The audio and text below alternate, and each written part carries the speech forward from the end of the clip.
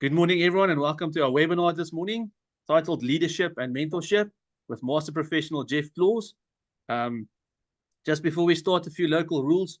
So this is a webinar format and not a meeting format due to the high popularity and registrations that we received. So thanks to all the pros for doing that. We'll leave the Q&A till the end, so you can post your questions in the Q&A, and then Marna, that works with us, will do that for us during the session, and then at the end of the session, as soon as Jeff has finished his presentation, we'll do the Q&A. So just a little background to Jeff. Jeff Claus has been a master professional, has trained and produced some very successful associates and PGA professionals who have left his establishment and employed to take on some great positions, both in South Africa and abroad. He has also mentored many professionals who spent time at his establishment learning from him and his team. Jeff arrived on the South African shores way back in 1991 and started his illustrious career in South Africa at Fancourt, and he's currently at St. Francis Lynx. In the past 30 years, Jeff has been a member of the regional committee, represented the region on the national board, presented numerous webinars, seminars, workshops, and lectured at the associate residentials. He's also one of our few esteemed master professionals in the PGA of South Africa. Jeff, thanks so much, and we look forward to learning from you in terms of mentorship and leadership. So over to you. And you may be. Hello, Marna. You may be welcome. So to everybody who's on board and coming on board, it actually is a real honor for me to be able to share some of the things I've learned along the way. I'm going to refer at different points to a program called Modelnetics, which is a management class that I took in America and then revisited again here. And I'm currently in discussions with Randy Hook from America, who oversees Modelnetics, in trying to bring that program possibly to South Africa. Obviously, it's priced in dollar terms, so I'm negotiating rand terms, and I'm going to be looking for a few good storytellers, shall we say, if we do institute some of these programs. What Modelnetics is basically is it's a series of figures, slides that just reminds you of what you're doing and how it's going, and you'll hear a couple of my things. Some of you know me well will know a couple of my sayings, and they do come originally from Modelnetics. So if there's interest in it, I can tell you can go online and you can Google Modelnetics and get your head around a little bit. But I can tell you now that 35 years later, I still use it. So that tells you it's got some longevity, and it hasn't even changed. So let's get going. This is a guideline to guiding golf, to growing your facility, to growing your value. That's important. You must have value. I think the greatest comment I ever got when I was in America was when a member says, "This is my pro," not just the pro. Okay, let's see if I can make this work. That's me about 15 kilos ago. And this is all about PGA professionals, apprentices, and golf directors. I'm hoping we're including teachers, traders, players, and performers.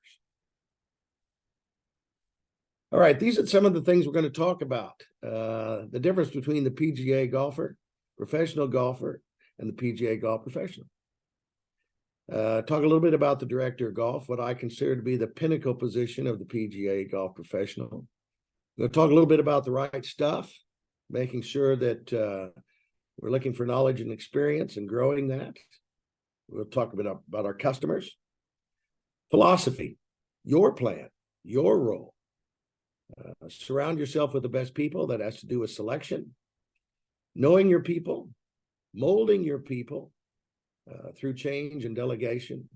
Motivation, yoo-hoo, I'm the #1 cheerleader in the world. Motivating your people. Promoting, mentoring, and growing. Taking the lead, folks. And then realizing that no man is an island. And then we'll close out with a little bit of fun. So you might need a sheet of paper and a pen. I'm sure you have one already for the thousands of notes you're going to take.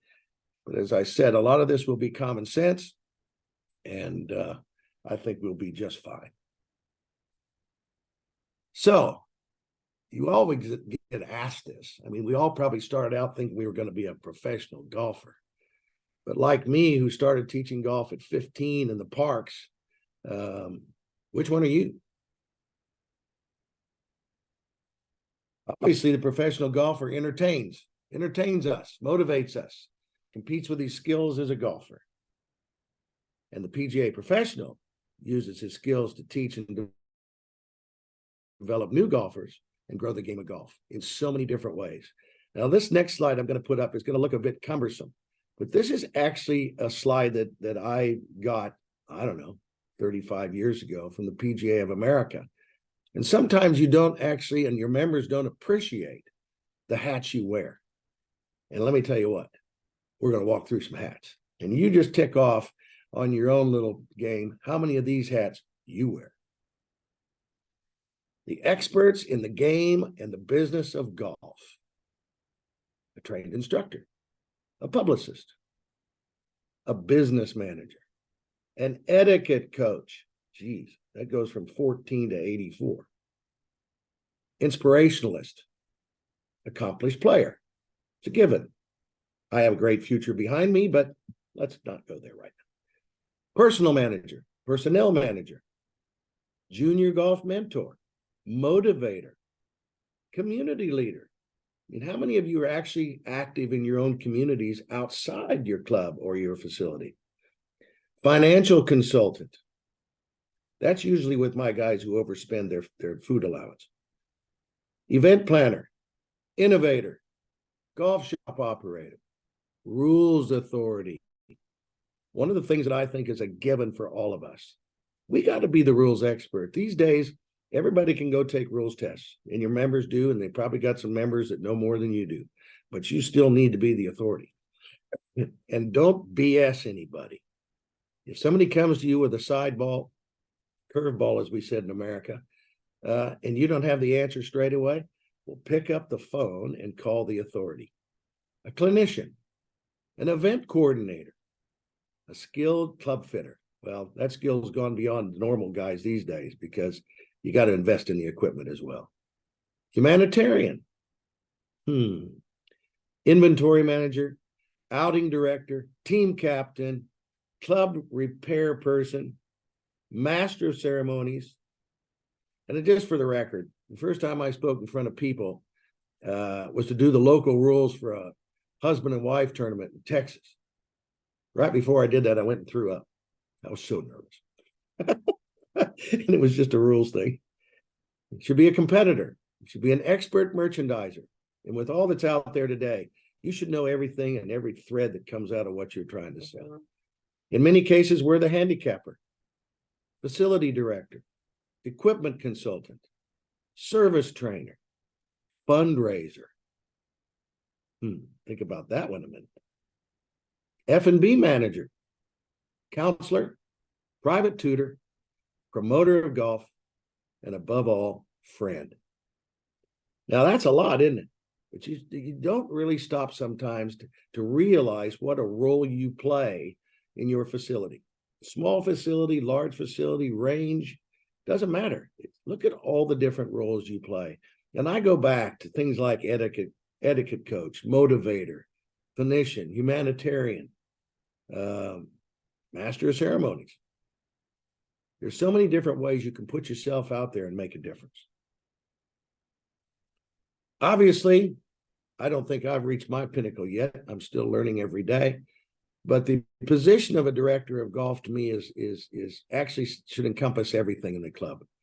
The facilities, influences golf, are affected by golf. So in the golf department, it's planning, budgeting, marketing, the golf course maintenance, setup, aesthetics, playability. How many of you participate in the setup of your golf course? We all know that slope is a big part of it these days. When I used to have a windy day, I just moved the tees up. Now I balance. We actually step off our pin placements. My team sets the pins. If you do have a course set up that maybe you've done in a grid or in 6 sections of the green or in 4 sections of the green, at least that you can actually set up 4 courses or 6 courses and really help your superintendent in terms of rotation and consistency. I do have a little bit of wind here, so we try to balance the tees as well. It doesn't mean you can't move pins back to gain yardage and move tees up to balance. Signage and communication. How many of you arrive somewhere? First of all the free parking spots are taken up by the committee or the president or the ladies captain or the food and beverage guy or you. I think all those close spots at the club should be for your guests and your members. And then you got to know how you get there. It's a customer journey. You know, can you find the golf shop? Do you know where to go? Is there, maybe you're big enough, you've got a greeter or a receptionist, but in most clubs you don't. You got to be able to get from A to B. First time I went to Mowbray back in 1991 when Robbie Chapman owned the golf shop, and there was a big sign that said Robbie Chapman Golf Shop. I thought, wow, this guy must be a legend. But the first people I were met by were a bunch of drunken caddies in the tunnel. How's that first impression? Then you got to be close to food and beverage. I mean, we don't do events here that don't tie food and beverage together in some form or shape. Maybe we've got a shotgun start, and so halfway is a grab and go. Maybe we've got an event following in which the food and beverage requirements need to be discussed. You know your golfer. You know, when I bring, no disrespect, but when I bring a bunch of big Dutchies down here, I better have enough food. Disrespect. Golf coordination, bookings, tournament preparations, and events. How many of you have the ability to actually see your guest before they come? Or know from your system that they've been here before, or it's a first time? That makes a huge difference on how you welcome that person through your doors. If it's a first timer, you can say, welcome. Let's take an extra minute and talk about your experience today. If it's a returning guest and you know they're returning, welcome back. Golf programs. We should all be responsible for golf programs. Even if your driving range is up the 10th fairway or your putting green is desperately too small, we've now incorporated into our putting green a short bunker play and some chipping area and stuff, which all helps. But what's wrong with giving the juniors or the beginning ladies a free clinic? What's wrong with taking those newbies out on the golf course and giving them a glass of wine before they tee off? I don't mind that. Lessons, clinics, presentations, and so much more is how we build our position within our club or facility. Knowledge and experience. You know, I see kids today, well, probably most of you aren't as old as the many years I've been in South Africa. But the first thing I made a point of knowing about South Africa was the history of the game. Those who played it before us. Bobby Locke. Never had the chance to play with him, but I shake his hand when I go to Parkview. Dale Hayes, Hutchie, Gary Player. Last week I was with Mr. Player, and I know you all think he's just a big boaster, but he's never stopped trying to learn. 88 years old, and before he did his clinic on the first tee at Sun City, we sat and we talked about the golf swing a little bit, and he goes back to Ben Hogan for his skill sets. It's the path he swings the club on. It's the timing of his hips. It's where his head is at impact. Here's a funny one for you. I don't know how many of you shape your shots, but Mr. Player, if he's not shaping a shot, he's mishit it. If he hits a straight ball, he's not happy. Because if you think about it, if you aim straight up the fairway and miss it left or right, you got 15 meters to play with each way. But if you draw the ball and aim up the right lane of the highway, remember to keep it on the highway, and draw it back, excuse me, and draw it back to the center, you got 30 meters to play with from right to left. And if you fade it, you got 30 meters from left to right. Just a little something I picked up from the big man, the little man. Education's ongoing.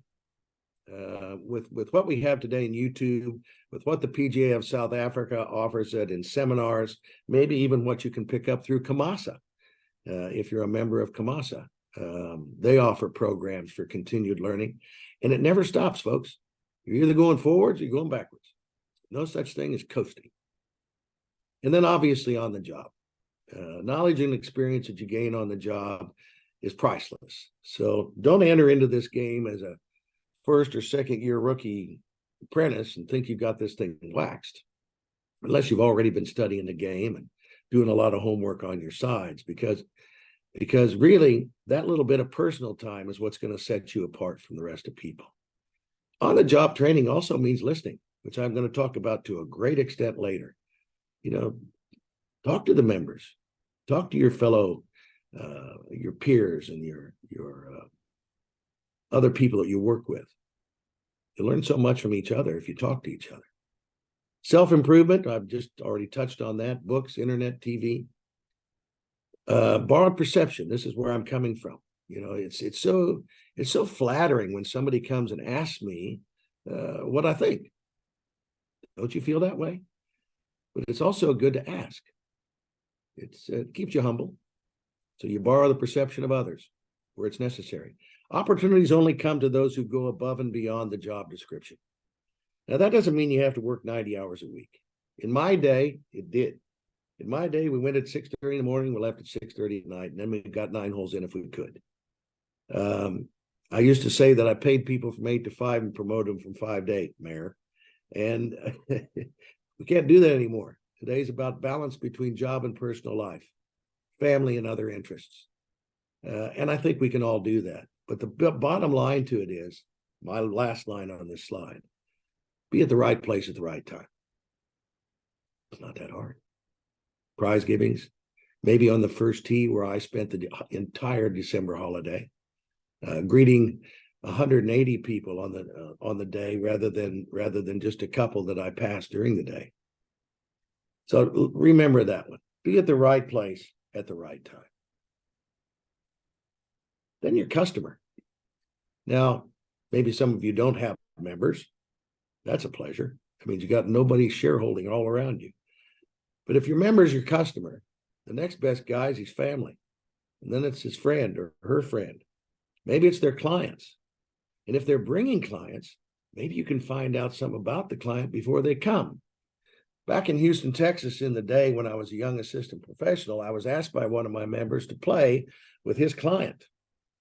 And he happened to be a lawyer, and he was sitting on $750,000 in the settlement, and his opponent was sitting on $3 million. Well, I read a long putt for this guy on the 13th hole, and he canned it. And when we finished the round of golf, as they do in America, went to the men's locker room, and he sent me a little brown water to thank me for the day. And then the next day, he came back to me and said, "You know what? We settled on $1 million. Thanks for your help." Didn't really do anything. Just made sure the guy had a great day in a neutral office.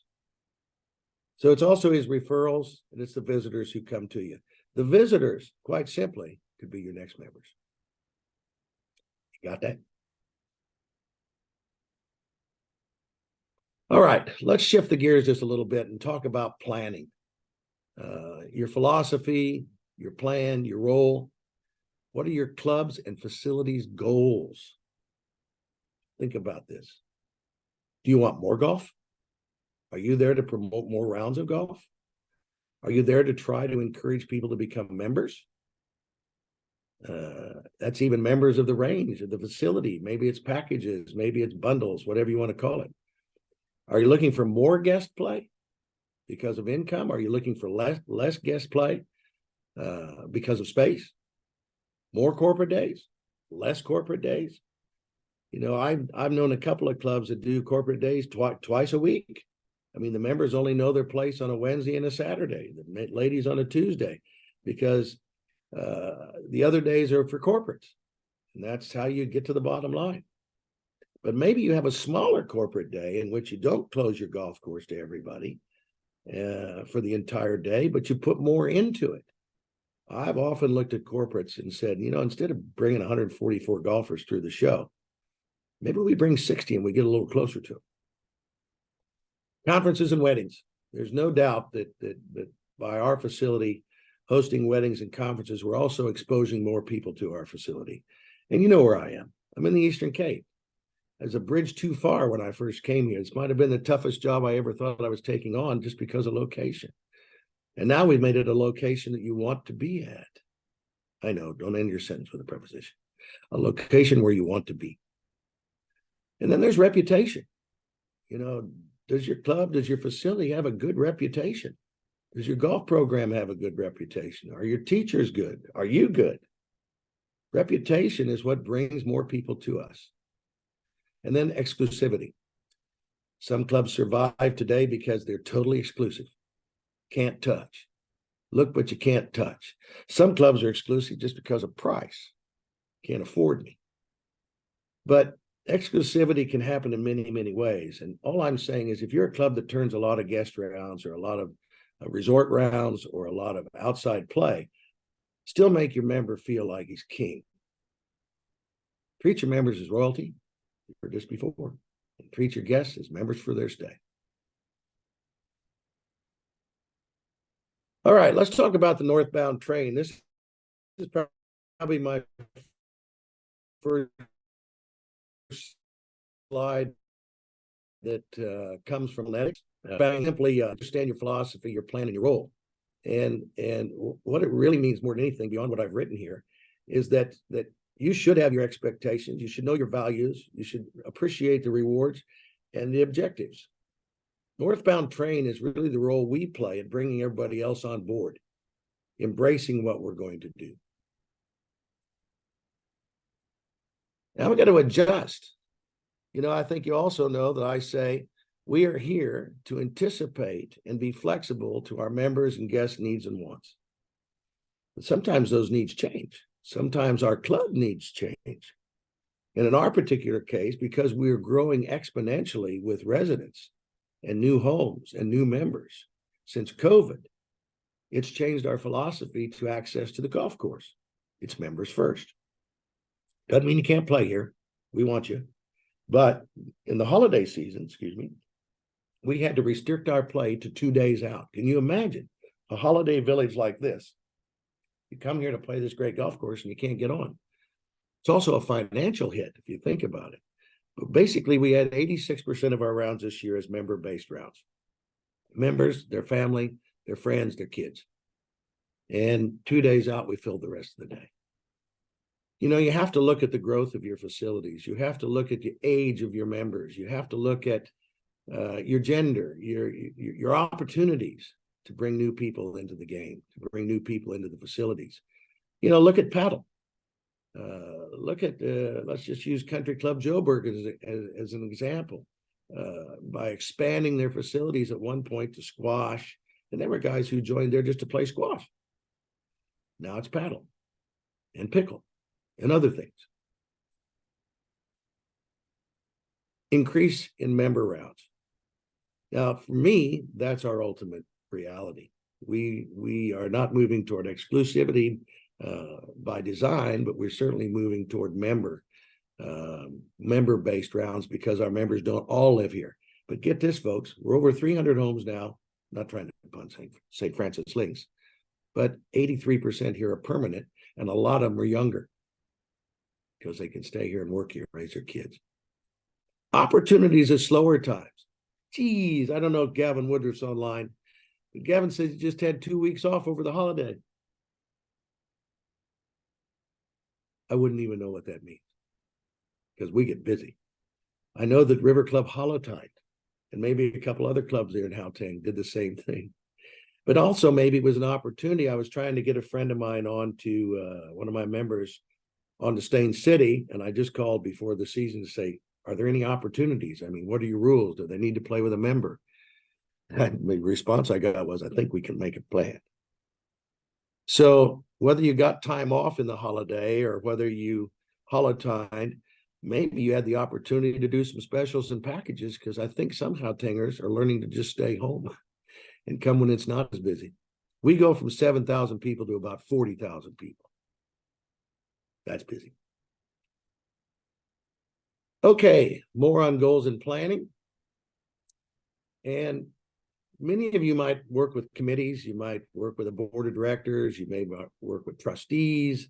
You may be directly or indirectly reporting to these people. But I can tell you what, in my early days where we did have committees, the greatest fear was, what's that new guy going to want to do? And I think there was a time at Royal Cape where every time they got a new president, he cut down the trees he didn't like.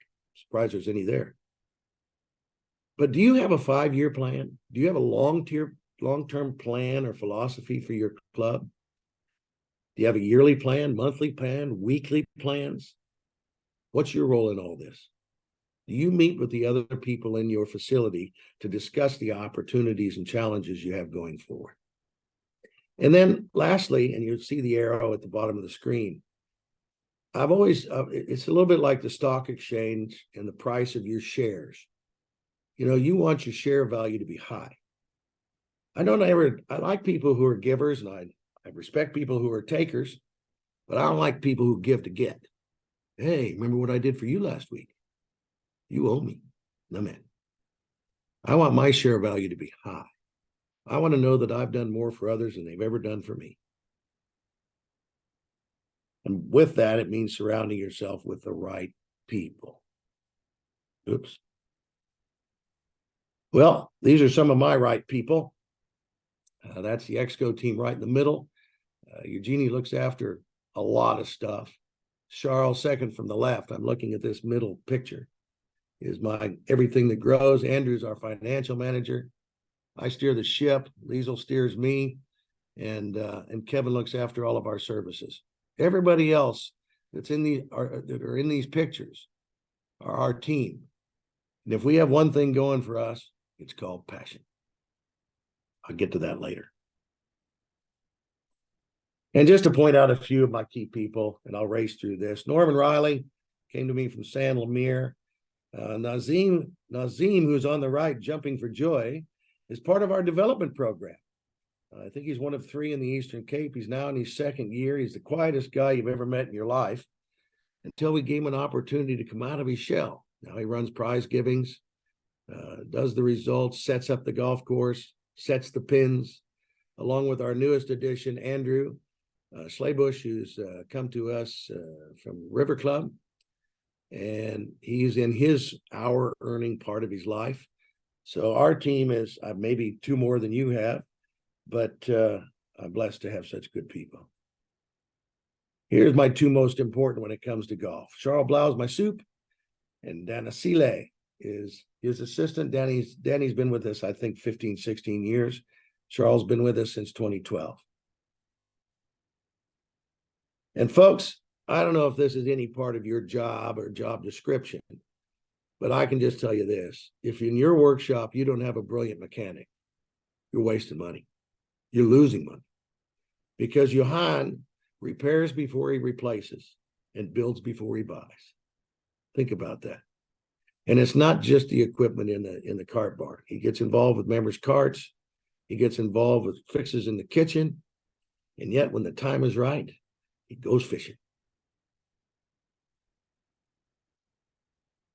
This guy's come on board lately. It's the chef. Forget the name that goes with it. But obviously, you might go out and have the greatest game of golf and then come back in and rip them off with the price of a whiskey or serve them a bad meal. And so your food and your food production's got to be important. He even changed the recipe to my Santa burger, for the better.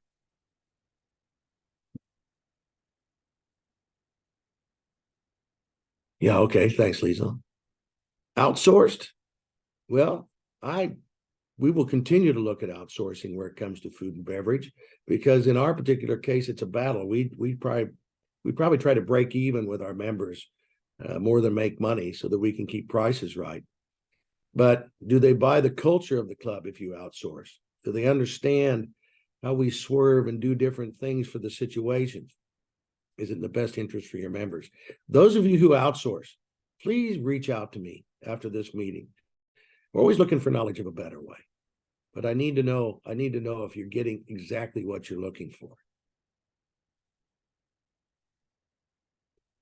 This is my golf coordinator. She's also our events manager. I worked that one out. She could do golf planning in the morning and running a wedding in the afternoon. Our food and beverage manager is there to see that everything clicks. We didn't have one for a couple of years, and it hurt us. And now to bring that person back in after COVID and the chef after COVID, it's made a world of difference. The money man. Yeah, he's even got that proud look on his face, doesn't he? He's the one that just says no every time you want a yes. And usually for good reason, because he's going to make you think twice and dot your I's and cross your T's. But if you've got a good relationship with your financial officer or your accountant, It's going to make your life a whole lot better. You're going to stay on budget.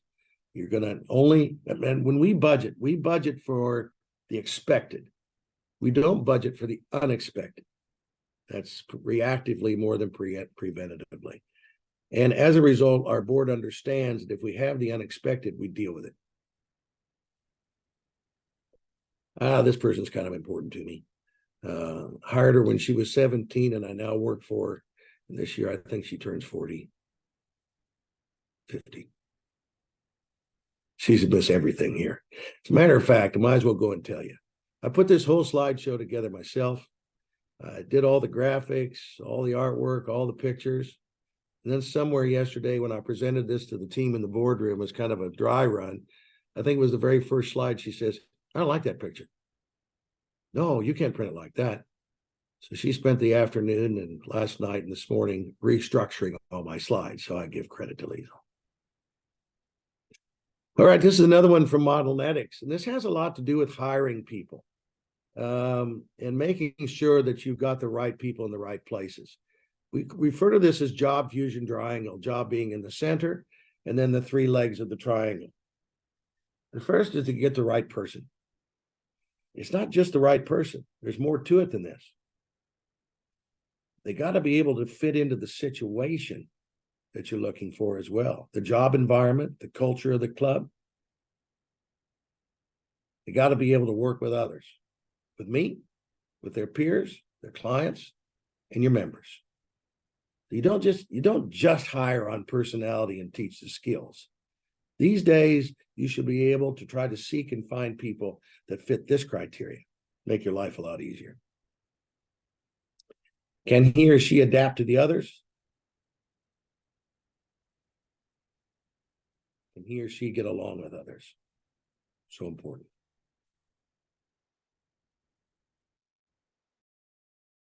Okay, have you selected the right one? Creating the performance problem. First of all, if you've got somebody in place and it's not working the way you'd like it, I guess if you like the person, you change the job. Maybe you change the situation that they're working in. Maybe you change others. But ultimately, guess what? Usually goes from 1 to 4. Change the person. Wasn't a fit. So we try to upgrade with more training. We try to transfer if we need to. We terminate if we have to. You can't have a square peg in a round hole, folks. That's our first grade, just in case you haven't played. All right, this is more on planning. And look what we all fall victim to. How many of you get up in the morning, either get on your cell phone or get on your laptop or get on whatever, and you check your mails? Or you go into Facebook or Twitter or Instagram to see who loves you. At the end of the day, that's a nice to do. Then you got should do's. Should do's probably is mail, correspondence, things that you have to react to. And then there's must to do's. And that's if you've got a pile of stones sitting in front of you. You don't have to look at it as one great big pile. You just have to break it down to a whole bunch of little piles and attack it. And what you're going to find is if you take the hard stuff first, you got plenty of time for the nice to-dos. They all add up to 100%. Look at your triangle and see how much time you spend in each place.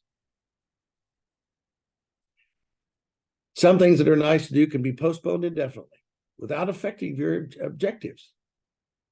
Non-essential short-term to reach objectives, emails, continued education, and essential to reach objectives, sales, and etc. All right, knowing your people. Now, in a lot of cases where we've been hired into our position, we're inheriting the staff as well. And each person's got their own character. Each person has their own limitations.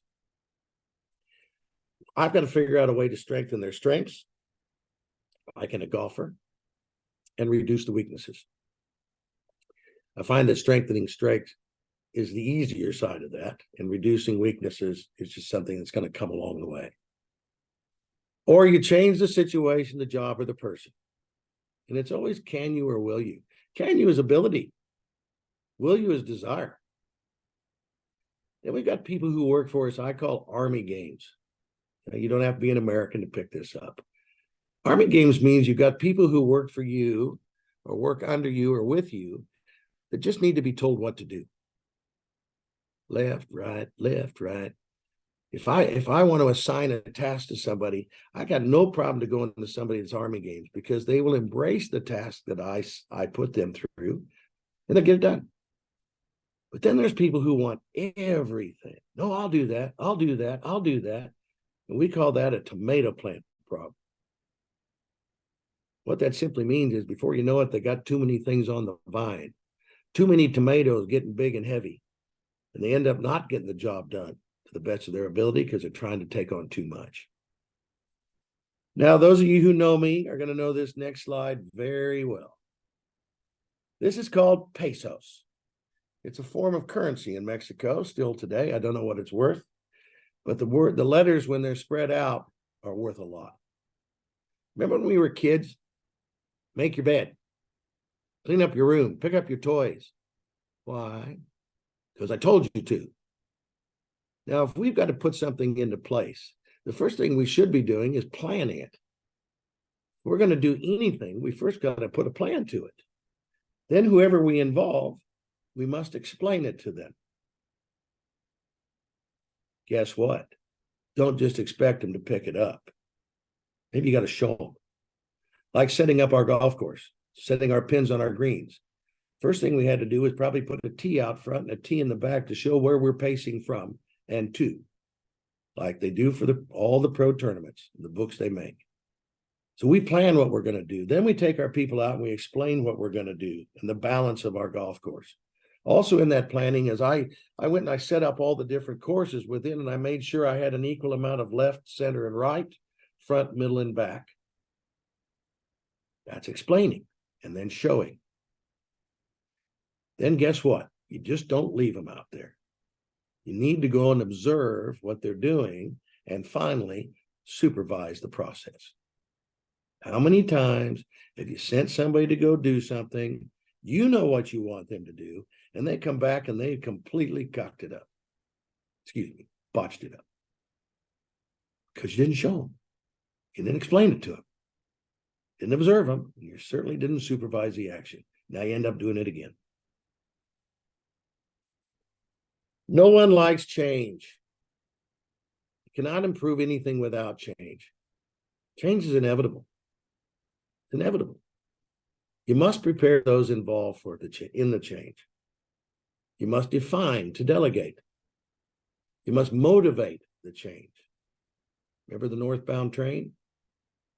Coming right back into it right now. You must inspect what you expect. You want those guys to check the battery water in the carts? When's the last time you lifted the seat and checked on them? Now, I've got a couple guys who work outside for me here, and we've got a couple guys that work at the range. In total, I think I've got about 6, 8 outside people, because when you come to St. Francis Links, basically you drop your clubs at the top and we have to bring them down to the bottom. We don't want you carrying your clubs. But if you don't lift the seat and check the acid and the batteries, how do you know how your carts are doing? We're going through it now. One of the biggest change curves I'm dealing with right now is a new homeowners board. We've sold all our land, the developer's done, and it's a new dawn with new personalities and new people. So it's a change curve. But we're taking steps as a board in Exco to get to know each other. One member of our board is really good in human resources, and he has interviewed every member of my team, not just the top guys, the middle guys as well, and gotten their opinions. And that's why I know we have passion, as he told me. The change curve. This is, again, another one from Modelnetics. I want you to actually remember the change curve looks like a check and see how it plays out. First, there's down pressures. The initial equilibrium is where we are today. We introduce a change, and down turns into up pressures. Productivity, attitude, to be expected. This is normal. So we actually, when you introduce change, more times than not, you go down before you go up. At the bottom of that valley is the valley of despair. Then we turn it up. increase in productivity, attitude, support, communication, and an overall buy-in. See where that north wind's coming in? That northbound train. And then we reach a new equilibrium. It's a pretty nice check. Going up to a new level. Don't ever underestimate this, folks. Don't ever underestimate the role we play to help change through in a positive way. You must apply pressures and lead the positive change. Okay, more on change. Approach to change through communication. North wind the change to create a desire for change. First step, the awareness for the need for change. I mean, how's it going to change if nobody's aware of it? Understanding the change that's required. Concern, reason for the change. I'll get to the why in just a minute. It's a pretty big word in our language today. Then you have to appreciate dissatisfaction with what you're doing. Why else would we change? And then we take action. 5 steps. And it all comes with communication. You got to talk to each other. And once again, inspect what you expect. I've got a few choice lines in my dialogue. Inspect what you expect is 1. Anticipate the needs and wants of your members and be flexible to those changing needs or wants is another. But without disempowering the team, not asking you to go in and micromanage the process, but you really have to look and check what you expect. I mean, you see that set up for the wedding on that table. I can guarantee you all those glasses have been polished by the team. All those linens have been checked. Every seat is square. The carts are lined up properly. The names are on the carts because we can.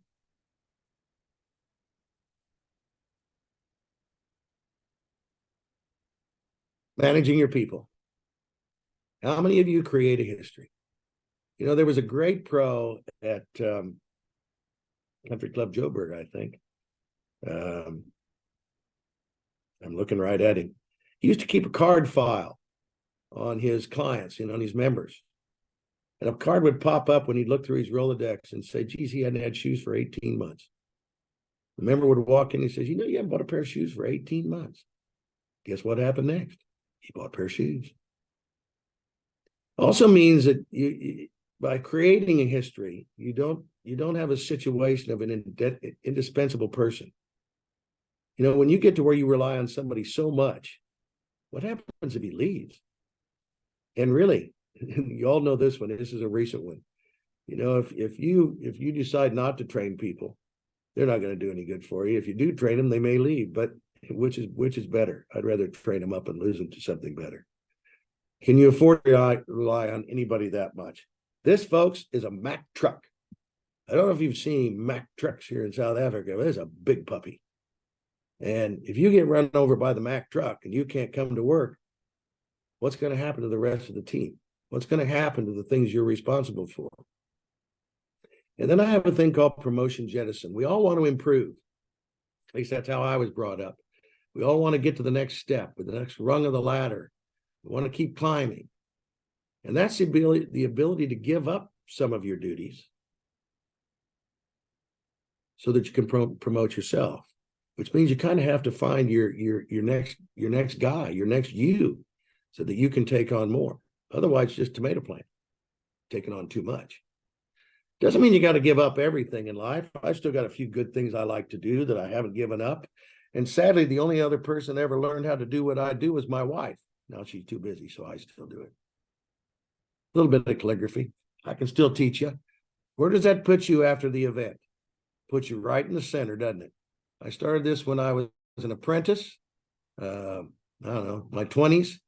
And whenever there was a major tournament, where was I? Right in the front. I think this picture was taken when I was in my 20s. Still had hair, color. By the way, Charles Schwartzel won the Masters. That's how long ago it was. Must have been 2011. Leadership, the director of golf. I've still got 15 minutes. I'm getting there. Golf is a business needing businessmen and businesswomen. The director of golf leads a team whose primary role is to manage and grow the game. No club or facility can do it alone. No man is an island. with a piece of the mane. That's nomad. And we're almost there, folks. That's the 12th hole, the 13th hole, the 14th hole behind it. And now there's more houses, a lot more. One of my great mentors is Simon Sinek. Simon Sinek got my attention when he came out with the golden circle and a thing called why. Now think about it. When you're a kid or when you're talking to your children and you're telling them to pick up their toys or clean their room, and you say, pick up your toys. Why? Because I told you to. Why?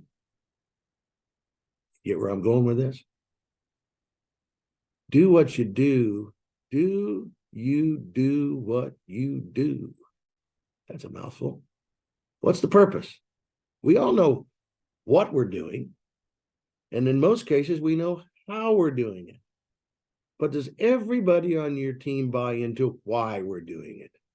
And I've often said that here, every person who comes through our gate, every single person who comes through our gate, and we've been successful at it, is either going to become a new investor, homeowner.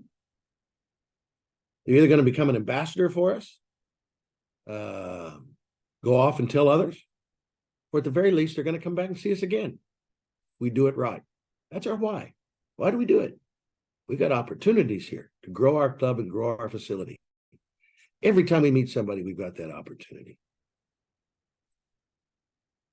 Leadership. My responsibility is to see that others rise. Now, I don't know what positions you play. You may be an apprentice pro looking after the guy that's loading bags on carts or picking the range. You still got to make them better than who they are. I serve my members' dream rather than my bottom line. To be a student of the subject, said it before. Leaders listen and speak last. I know you want to get your point across, but how much easier it is when you've taken in everybody else's points first. Have the courage to do the right thing. Not easy, hey? By the way, you really don't get to drop your ball there. Let me show you how it should be done. Accept help when it's offered, and don't be afraid to ask for help. Talk to your staff about stuff not even related to work. You know, I was told a long time ago, when you see a person change, a member, it's my first boss back in Texas. He says, man, when that guy walked in, he was really in a bad space. Chances are good there's something going wrong at work, there's something going wrong at home, and there's something going wrong with finance. One or all of the above. Listen, your employees face the same challenges, if not so much more. My employees in Humansdorf were picked up by the bus one morning only to witness a murder. Can you imagine how shattered they were? If we didn't show empathy in that situation, where would we be? The right support, the word committee. Woohoo! One of my favorite words. I last had a committee in 1987. You probably all have one right now. We have what we call advisors. And we've formed a golf advisory board. Obviously, our committee and our board has subcommittees. But where does the buck stop? You know, managerial, the buck stops with me. The buck stops with the board, too. Know your lanes. Know your roles. Ask and accept that the answer may be no. It's up to you to propose the right solutions to your board or to your committee or to your golf chairman or whoever it may be. And it's up to you to show them why. What are your expectations? If you ever cross the line, board to management, management to board, got to fix it. Might be with your chairman. And listen before you speak. I've learned that lesson time and time again. Working hard for something. How's this slide, folks? Working hard for something we don't care about is called stress. Working hard for something we love is called passion. Traditional ways or positive industry disruption. Waiting for the next customer, corporate day, or new member will not happen without real effort. I don't know if you can see this picture real well, but you know what this guy's doing? He's signing in to freeze green fees the old way. You are the key person in taking golf to the next level, even in clubs and facilities where you wear all the hats. And here's my most important comment for the last 30 years in South Africa. The PGA of South Africa must keep educating, and they're doing a good job with it, to keep evaluating, to keep appreciating. Now, you got your pen and paper? We still got 10 minutes. I'm doing good. Here's a little game for you. 9 dots, 1 pin, 1 continuous line. Now, if you want to go down the left, across the bottom, up the right, over, that's 4. Still haven't got the middle one. Now, I could leave this to you for a long time, but what is this little exercise called? Thinking outside the box. So many times we are bound by the way it is. When in theory, if you think outside the box, if you look for solutions that are not right in front of you, maybe a better solution altogether. All right, I've given you enough time.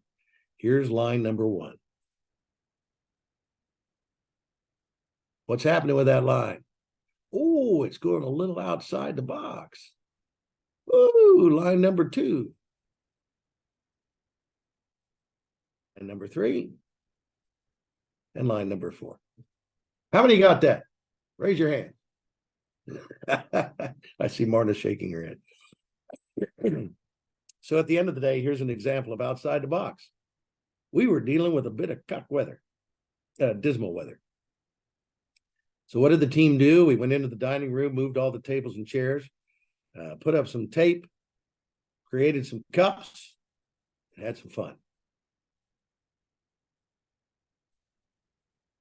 All right, take a deep breath, folks. I'm just about done.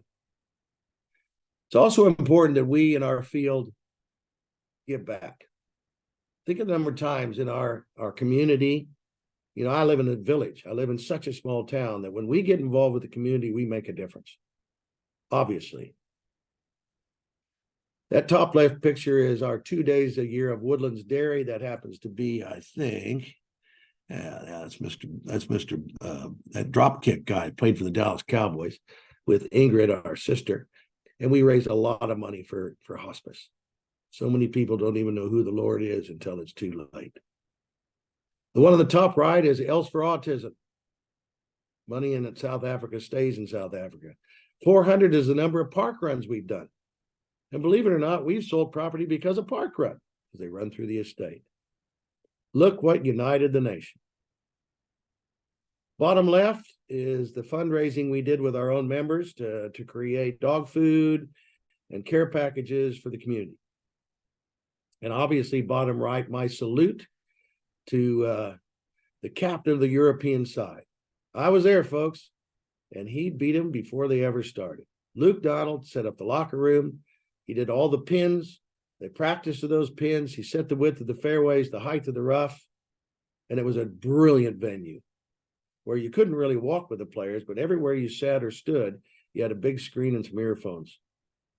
So I thank you today for your time, and ultimately what happens in your life when you've followed some of these principles and some of these ideas and really put them to work, the bottom line is you get appreciated.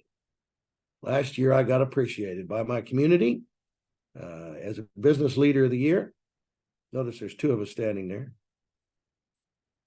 And lastly, but also for your own assets, appreciation for your team, your people, your chefs, your ground people.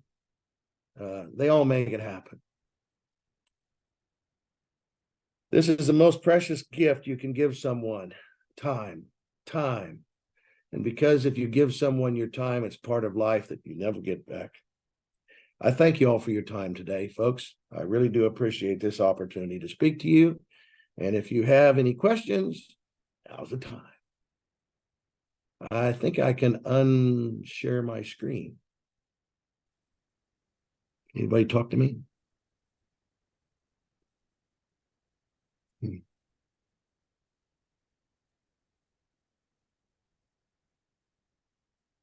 I doing the right thing? Hello, Marna. It's all good. I think AD has got a question there. Let's just let me just okay, no, never mind. It's gone now. I can hear you. So I don't have any questions in the chat or in the Q&A, so I think it's all good, Jeff. Is there anybody really there? Yeah, we've got a lot of people. If there's any questions, guys and ladies, we've got a question here from Greg Smith. Yeah. And Hi, Greg. not not many people I can call Opa.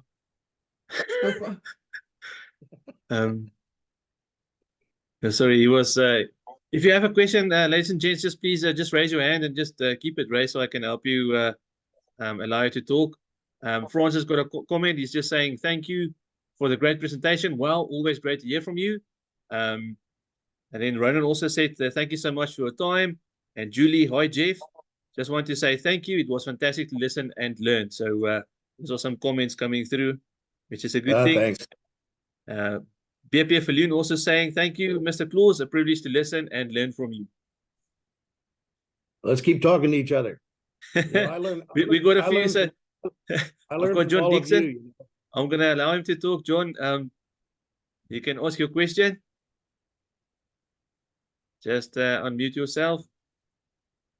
Hello, Jeff. Hi, John. Very much encouraged. Thank you for encouraging us. Yeah, and I'm going to start wearing bucket hats. I'm burning my ears, Keep up your good work, John. You're one of the best. We also have Dan from Nigeria. I think he's also got a question there. Dan, you can just unmute yourself and ask your question. Hi, Dan. Hello, Jeff. I just want to say thank you for the lecture. I believe I acquire more knowledge from you. Thank you so much. Well, I'd love to come and meet you and see what you're doing, because I know that golf is always been a part of Africa and growing more in Africa. And I know we as the PGA are reaching out to people like you, and I think that's fantastic. Thank you so much. We also have Carlu. You can also just unmute yourself and ask a question.